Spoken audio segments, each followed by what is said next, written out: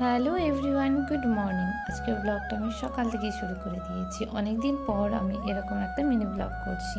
তো সকালবেলা ঘুম থেকে উঠে আগে বাসি বিছানাটা আমি পরিষ্কার করে নিলাম। এই যে বিছানাটা দেখো পরিষ্কার পরিচ্ছন্ন করে নিয়েছি।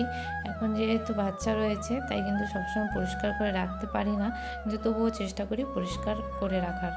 তো এই হচ্ছে আমার ঘর। এই ঘরে এখনও কোনো জিনিসপত্র নেই। তারপর সকালে দেখো হাত মুখ ধুয়ে ব্রেকফাস্টটা করে নিলাম। আর আজ আমার সোনাকে পোলিও খাওয়াতে নিয়ে যাব। সোনার প্রথম পালস পোলিও। তো এর জন্য দেখো চলে আসছি পোলিও খাওয়াতে। এই যে এখানে হলো পোলিও খাওয়ানো হচ্ছে আমাদের বাড়ির পাশে এই অঙ্গনওয়াড়ির যে হেলথ সেন্টারটা রয়েছে, এখানে কিন্তু আজকে পোলিও খাওয়ানো হবে। তো এই যে আমার সোনাকে দেখো এখন পোলিও খাওয়াবে। সোনাকে চান টান করিয়ে আমি কিন্তু নিয়ে গেছি। আর এখন দেখো আমার বাবানকে যে পোলিও খাইয়ে দিল, আর পোলিও খাওয়ার পর বাবানের মুখের রিয়াকশানটা দেখো ও কেমন করছে। তো তারপর পোলিও টোলিও খাওয়ানো হয়ে গেছে। এবার কিন্তু আমরা বাড়ি চলে যাব। এখন আমরা কিন্তু বাড়ি চলে যাব। আর বাড়ি আসার পর দেখো এখন আমি একটু রান্না করব। এখানে দুদিন ধরে দুধ জমিয়ে জমিয়ে ছানা বানিয়েছি আমি। ছানাগুলো ফ্রিজে রেখে দিয়েছিলাম, ফ্রিজ থেকে বের করে রেখেছি সকালেই।